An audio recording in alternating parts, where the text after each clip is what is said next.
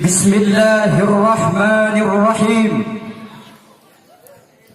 Assalamualaikum warahmatullahi wabarakatuh. Waalaikumsalam warahmatullahi wabarakatuh. Alhamdulillah alladzi harakal qulub bidzikril habibil mahbub syafi'il la ilali wa mufarijil qulub. Allahumma fasalli wa sallim wa barik ala sayyidina Muhammadin wa maulana Muhammadin wa ala alihi wa sahbihi ajma'in, amma ba'du. Saudara-saudara kaum muslimin yang seiman dan seagama rahimakumullah. Pertama-tama bahkan yang sangat utama, marilah kita bersama-sama kembali senantiasa melantunkan kalimat syukur walhamdulillah kehadirat penguasa alam semesta, zat yang agung lagi mulia, ialah Allah subhanahu wa ta'ala. Alhamdulillah, alhamdulillahi rabbil alamin, yang mana oleh Allah subhanahu wa ta'ala sampai saat ini, sampai detik ini masih memberikan berbagai macam nikmatnya kepada kita, sehingga kita masih bisa senantiasa berbuat sebagaimana aktivitas kita sehari-hari. Ini kesemuanya adalah merupakan karena nikmat Allah subhanahu wa ta'ala. Salawat beriring salam mudah-mudahan akan selalu tercurahkan kepada junjungan kita, imam kita, yang perkataannya lebih lembut daripada sutra, lebih manis daripada madu, dan lebih putih daripada susu. Ialah junjungan kita Nabi besar Muhammad sallallahu alaihi wasallam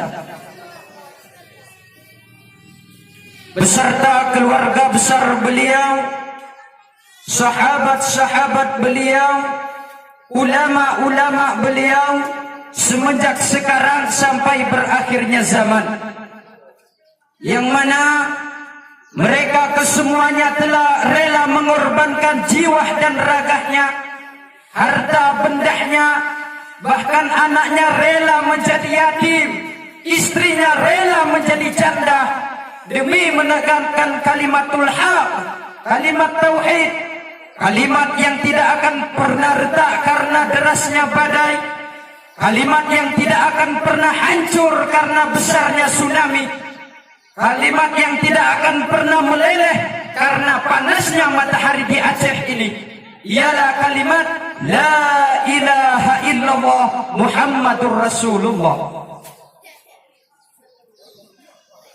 Saudara kaum muslimin yang seiman dan seagama rahimakumullah, kata-kata takzim saya dan penghormatan yang mulia kepada abunda kita bersama beserta umi dan keluarga besar beliau. Semoga beliau sekeluarga besar senantiasa dalam lindungan Allah subhanahu wa ta'ala, dan apa-apa yang dihajatkan semoga diijabah oleh Allah subhanahu wa ta'ala. Amin, amin, Allahumma amin.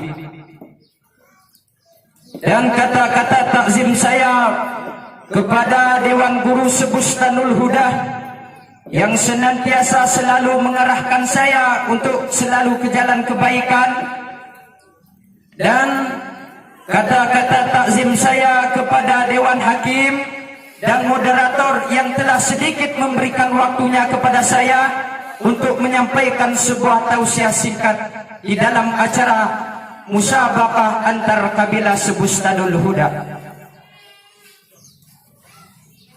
Saudara kaum muslimin yang seiman dan seagama rahimakumullah.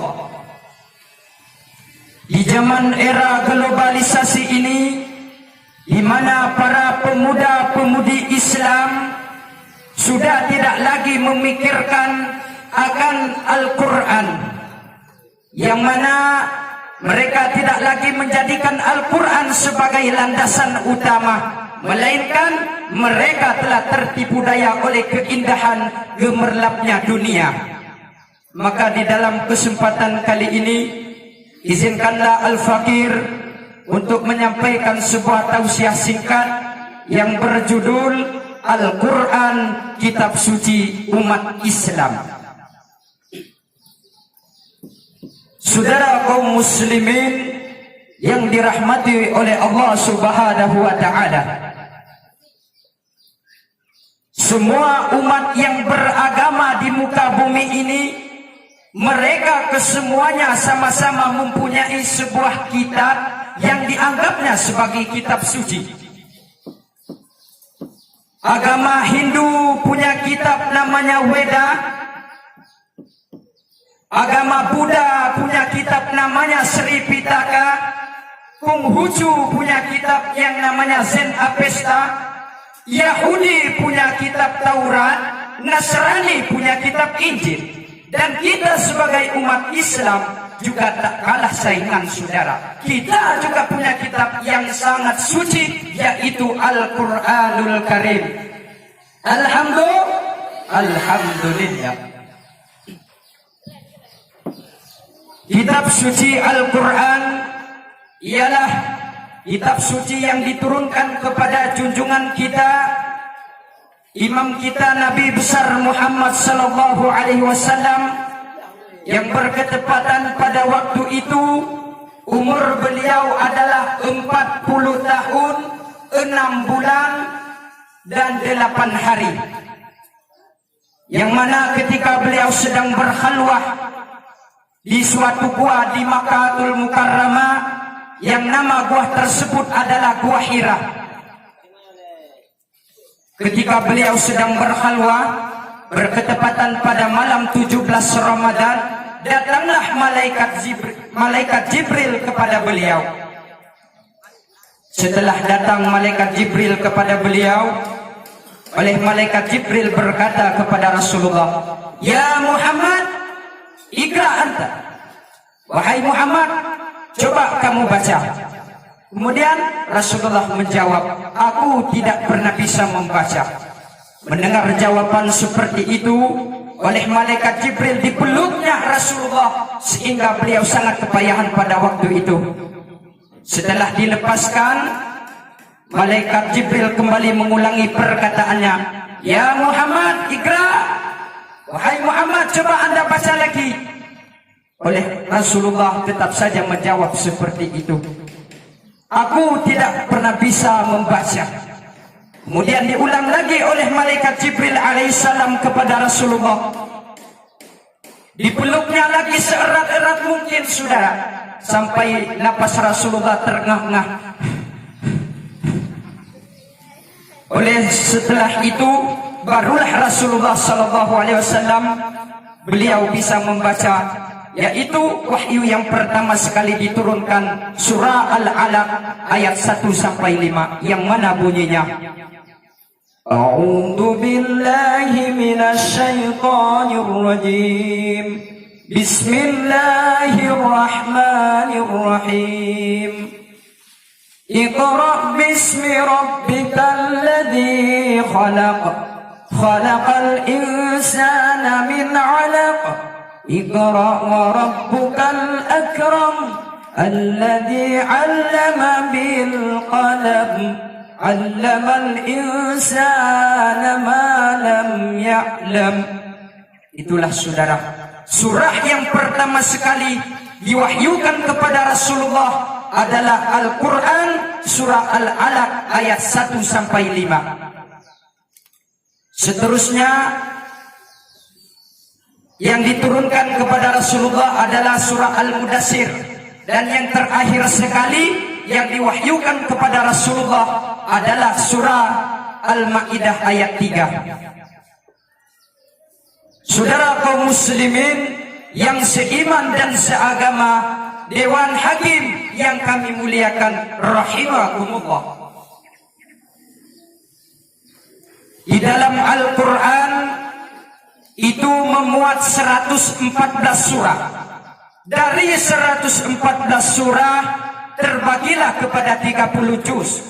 Dari 30 juz termuatlah 6.666 ayat. 1000 ayat mengenai masalah perintah, baik itu perintah mengenai misalkan untuk mengerjakan salat, untuk menunaikan zakat, melaksanakan haji bagi orang yang ada uang. Kalau tak ada uang itu tidak wajib. Itulah 1000 ayat yang pertama adalah sebagai perintah kepada kita. Selanjutnya 1000 ayat yang kedua adalah mengenai masalah nahi, artinya larangan kepada kita. Seperti larangan kepada kita untuk berbuat zina, larangan kepada kita untuk mencuri, saling menggibah, saling mengadu domba. Itulah 1000 ayat yang kedua mengenai masalah larangan. 1000 ayat yang ketiga mengenai masalah wa'az, artinya mengenai masalah perkara-perkara baik. Jika kita bersedekah, kita akan mendapatkan kebaikan berupa surga. Itu 1000 ayat yang ketiga mengenai masalah kebaikan. Dan 1000 ayat yang keempat adalah mengenai masalah wa'iz, artinya keburukan. Keburukan bagi orang yang meninggalkan salat, yang mana di dalam hadis dikatakan orang yang meninggalkan salat itu mukanya lebih hina daripada babi. Sedangkan 1000 ayat yang selanjutnya mengenai masalah kisah-kisah, seperti kisah daripada Sayyidina Luqman. Beliau yang terkenal di dalam nasihat-nasihatnya untuk anaknya yang tercinta. 1000 ayat selanjutnya mengenai masalah ibrah dan amrah. 500 ayat mengenai masalah halal dan haram. 100 mengenai masalah nasikh dan mansukhnya suatu ayat. Dan 66 ayat mengenai masalah daripada doa dan zikir. Saudara kaum muslimin yang seiman dan seagama rahimakumullah, adapun intisari yang dapat kita ambil dari penyampaian saya tadi, marilah kita sebagai generasi pemuda Islam yang akan memegang estafet perjuangan bangsa, memegang estafet majunya bangsa di masa yang akan datang. Sebab di dalam sebuah syair dikatakan, subhanul yaumi rijalul ghad. Pemuda di masa sekarang adalah sebagai pemimpin di masa yang akan datang. Hendaklah kita selalu menumbuhkan daripada Al-Quran di dalam jiwa kita, sehingga kita menjadi pemuda yang dinamis. Dengan Al-Quran bisa memajukan bangsa, dan kita lebih-lebih bahagia hidup di dunia dan bahagia hidup di akhirat. Dan di dalam sebuah hadis yang menganjurkan kepada kita hendaklah senantiasa membaca Al-Quran, kata Rasul, yang mana orang yang selalu membaca Al-Quran itu dirindukan oleh surga. Sebagaimana dikatakan di dalam sebuah kitab Zubadatul Wa'izin, qala Rasulullah sallallahu alaihi wasallam, al-jannatu mustaqatun ila arba'atin nafar, talil Qur'an wa hafizil lisan wa mut'imil ji'an wa sa'imi li syahri Ramadan. Bahwasanya surga merindukan kepada 4 golongan. Golongan yang pertama adalah orang yang senantiasa membaca Al-Quran, senantiasa menyibukkan dirinya kepada Al-Quran. Yang kedua, orang yang menjaga lisan. Yang ketiga, orang yang memberi makan orang yang lapar. Dan yang keempat adalah orang yang senantiasa berpuasa di bulan Ramadan. Akhirnya, mudah-mudahan apa-apa yang dapat saya sampaikan pada kesempatan kali ini akan menjadi sebuah ilmu yang barakah dan bermanfaat.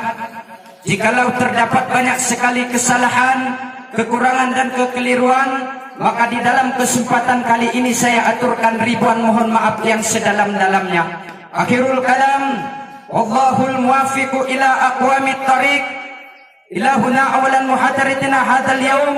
La wujidat khata'an aw nisyan aw khata' kullu afwa minkum jami'ah. Wa ila Allahi nastaghfiruh li wa lakum wa li sa'iril muslimin wal muslimat wal mu'minin wal mu'minat. Wassalamu alaikum warahmatullahi wabarakatuh. Waalaikumsalam warahmatullahi wabarakatuh.